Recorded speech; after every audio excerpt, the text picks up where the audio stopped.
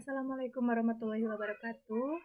Perkenalkan, nama saya Selvi Nur Fitri Oktaviani dengan NIM 2103022211100. Mahasiswa semester 2, kelas A4, program studi pendidikan agama Islam, Universitas Islam Nusantara Bandung. Pada video kali ini saya akan sedikit membahas mengenai realisme Aristoteles. Sebelumnya, video kali ini saya buat untuk memenuhi salah satu tugas UTS, mata kuliah filsafat umum yang diampu oleh Bapak dosen Dr. Iyad Suryadi MM. Realisme Aristoteles. Yang pertama, riwayat hidup Aristoteles. Aristoteles ini lahir di Stagaira pada semenanjung Chalkidike di Tracia pada tahun 384 sebelum Masehi dan meninggal di Chalkis pada tahun 322 sebelum Masehi. Ayahnya ini seorang dokter istana raja Macedonia, Amintas, yang bernama Masaon. Selama hidup, Aristoteles diasuh oleh ayahnya langsung sehingga perhatiannya tertumpah ruah akan ilmu alam. Nah, sejak kecil ini mendapat asuhan dari bapaknya sendiri, ia mendapatkan pelajaran teknik membedah. Karena itu, perhatiannya banyak tertumpu pada ilmu alam, terutama ilmu biologi. Aristoteles ini ketika umur 18 tahun dikirim ke Akademia Plato dan di sana belajar pada Plato. Jadi setelah bapaknya meninggal, ia pergi ke Athena belajar pada Plato di Akademia. Selama 20 tahun menjadi murid Plato, pertama kali ia menyusun buku bibliotik yang pertama terdapat di Athena. Nah, karya terbesar Aristoteles yaitu Filsafat Etika, Negara, Logika, Metafisika, dan lainnya. Dalam ilmu filsafat, Aristoteles ini dinobatkan sebagai bapak logika. Berbagai macam cabang ilmu pengetahuan yang menjadi karya Aristoteles bila diperinci terdiri dari 8 cabang yang meliputi logika, filsafat alam, psikologi, biologi, metafisika, etika politik, ekonomi, retorika, dan etika. Aristoteles ini terkenal sebagai bapak logika, tapi tidaklah berarti bahwa sebelumnya itu tidak ada logika gitu. Aristoteles lah orang yang pertama yang memberikan uraian secara sistematis tentang logika. Sebelumnya logika itu adalah ilmu yang menuntun manusia untuk berpikir yang benar dan bermetode. Dengan kata lain, logika adalah suatu cara berpikir yang secara ilmiah yang membicarakan bentuk-bentuk pikiran itu sendiri yang terdiri dari pengertian, pertimbangan, dan penelaran serta hukum-hukum yang menguasai pikiran tersebut. Logika Aristoteles dikenal sebagai logika tradisional dan sebagai pengantar pada logika modern. Logika tradisional di sini disebut dengan logika formal, sedangkan bagi kaum santri dikenal sebagai sebutan ilmu mantik. Berikutnya yaitu menurut Plato, realitas tertinggi adalah apa yang kita pikirkan dengan akal kita, sedang menurut Aristoteles, realitas tertinggi adalah apa yang kita lihat dengan indera mata kita. Aristoteles walaupun menjadi murid Plato, namun dalam beberapa hal ia tidak sependapat dengan pandangan Plato. Berbeda dengan Plato tentang persoalan kontradiktif antara tetap dan menjadi, Aristoteles menerima yang berubah dan menjadi, yang bermacam-macam bentuknya, yang semua itu berada di dunia pengalaman sebagai realitas yang sesungguhnya. Itulah sebabnya filsafat Aristoteles disebut sebagai realisme. Nah, pandangan Plato bagi Aristoteles ini merupakan filosofi tentang adanya yang ada dan adanya yang tidak ada. Aristoteles melengkapinya dengan bahwa manusia berpotensi mengembangkan ide dan pengembangannya tersebut dipengaruhi oleh penglihatan, pengalaman, dan pengertian-pengertian. Sehingga ide dan realitas segala yang ada menyatu dalam suatu terminologi filosofis.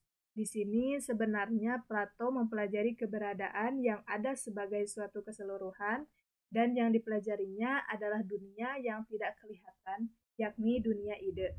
Sedangkan Aristoteles membagi adanya itu dalam berbagai lingkungan sebagai seperti fisika, biologi, etika, politik, dan psikologi. Di sini Aristoteles mempelajari suatu kenyataan yang tampak.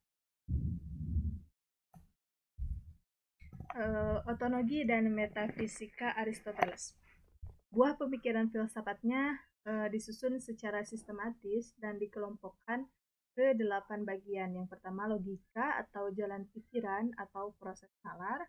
Yang kedua filsafat alam atau alam, semesta atau fisika. Yang ketiga ada psikologi atau jiwa manusia. Yang keempat biologi atau hayati. Yang kelima metafisika atau melampaui fisik. Yang keenam etika atau kebaikan atau moral. Yang ketujuh politik dan ekonomi. Dan yang terakhir ada retorika dan putika atau bahasa dan kesenian. Yang pertama itu logika. Kata logika ini dikenal oleh Aristoteles.